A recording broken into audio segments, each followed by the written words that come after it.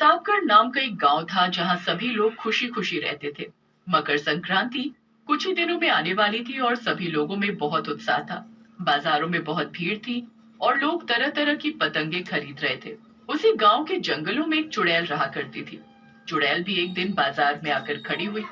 वाह, कितनी सुंदर पतंगे हैं। एक काम करती हूँ, मैं भी ले लेती हूँ। इस बार मेरा भी मन है कि मैं इन गांव वालों के साथ मकर संक्रांति मनाऊं। चुड़ैल जाकर एक दुकानदार से पतंग मांगती है। वाह वाह, तुम्हारी पतंगे तो बड़ी सुंदर है, मुझे भी चाहिए।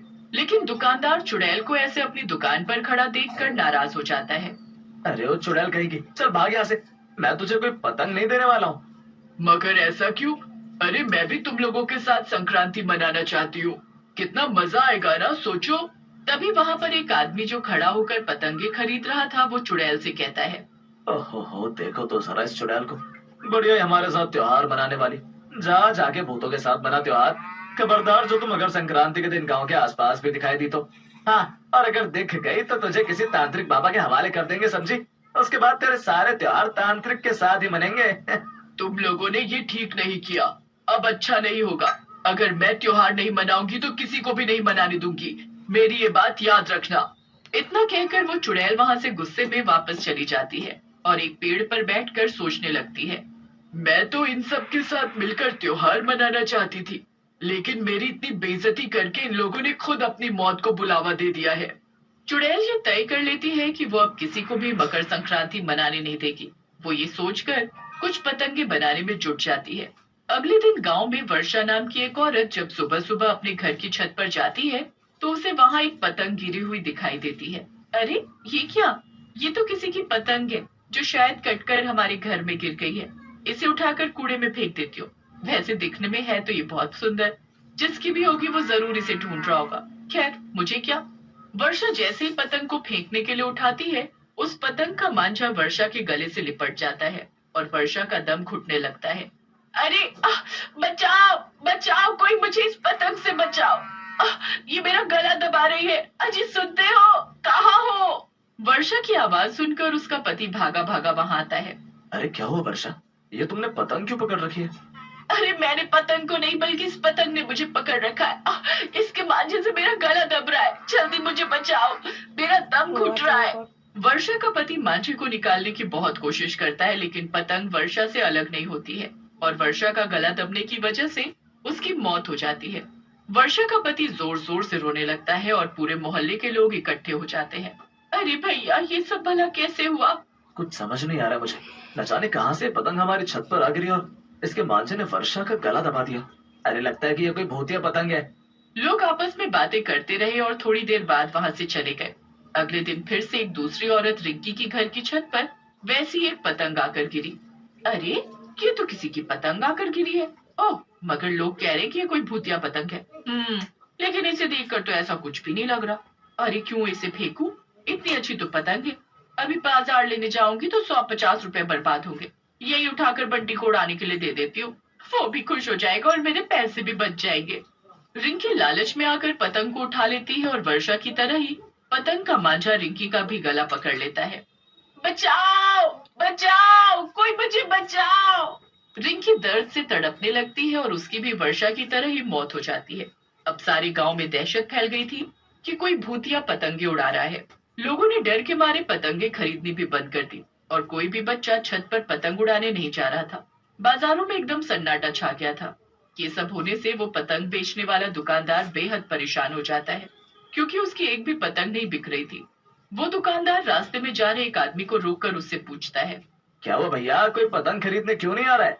अरे क्या तुम्हें नहीं पता, सारे गांव में भूतिया पतंगे घूम रही हैं। कोई भी पतंग उड़ाने की हिम्मत नहीं कर रहा है। सब अपने घरों में कैद है, यहाँ तक कि लोग अपने ही घर की छत पर नहीं जा रहे हैं। भूतिया पतंग? हाँ, वो पतंग जिस किसी के भी हाथ लगती है उसकी मौत तो तय है। पतंग का मांझा सामने वाले का गला दबाकर उसे मार देता है। अगर तुम्हें अपनी जान प्यारी हो तो तुम भी अपनी यह दुकान बंद करके घर पे बैठो। अरे ठीक है, मुझे सलाह मत दो, जाओ यहाँ से। फिर वो आदमी वहां से चला जाता है।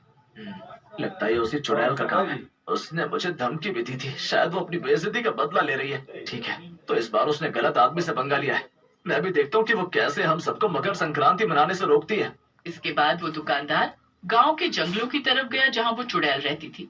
दुकानदार ने देखा कि चुड़ैल के पास बहुत सारी पतंगे थी और वो उसमें मांझे लगा रही थी। मेरी प्यारी पतंगो, तुम खूब ऊंचा उड़ना और उसके बाद किसी न किसी गांव वाले की छत पर जा गिरना और जो भी तुम्हें उठाएगा तुम उसकी गर्दन पकड़ लेना और उसे मार डालना। और फिर होगा मेरी बेइज्जती का बदला पूरा। ओह, तो यही है वो भूतिया पतंगे जिन्होंने सारे गांव वालों की नाक में दम कर रखा है। वाह चुड़ैल, सजा सजा, आराम से सजा अपनी इन पतंगों को। तो इन्हें चाहे जितना तैयार कर ले, अब मैं तुझे तेरे मकसद में कामयाब नहीं होने दूंगा। चुड़ैल अपनी सभी पतंगे तैयार कर लेती है और एक पतंग लेकर गांव की तरफ चली जाती है। तभी पीछे से दुकानदार आता है और उसकी सारी पतंगे उठा लेता है। वो भागा भागा अपनी दुकान पर गया और उसने चुड़ैल की पतंगे वहीं छुपा दी और अपनी पतंगे लेकर वापस आ गया।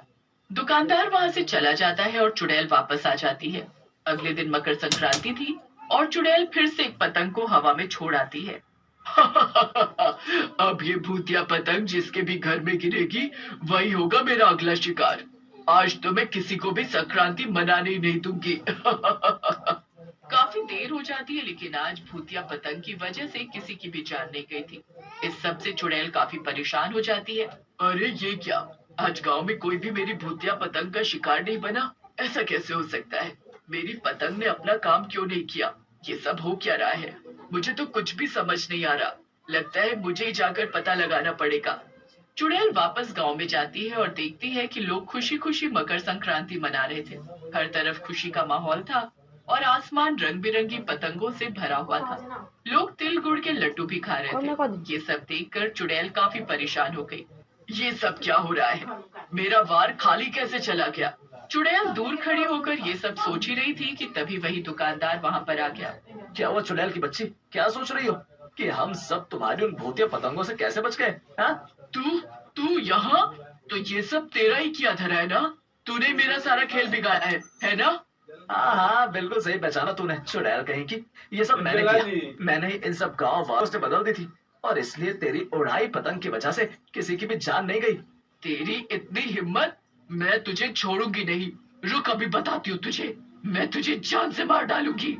चुड़ैल दुकानदार को मारने के लिए आगे बढ़ती है लेकिन तभी कुछ गांव वाले मिलकर चुड़ैल को पकड़ लेते हैं। हटो, छोड़ो मुझे, हटो, मैं तुम सबको मार डालूंगी। दुकानदार एक बड़ी सी पतंग लेकर आता है और सभी गांव वाले चुड़ैल को उसी में बांध देते हैं। ये क्या, इतनी बड़ी पतंग? तुम लोग क्या करने वाले हो? अरे तुझे ही तो हमारे साथ संक्रांति मनानी थी ना, तो अब अच्छे से मना।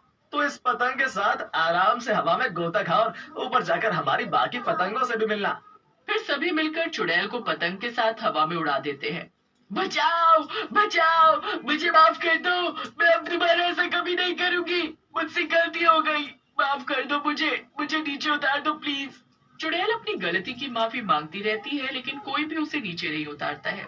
थोड़ी देर बाद चुड़ैल की पतंग को एक दूसरी पतंग काट देती है और वो धड़ाम से नीचे आकर गिर जाती है। आई आई, बड़ी जोर की लगी है। आई, ओ मेरी तो कमर ही टूट गई। आई।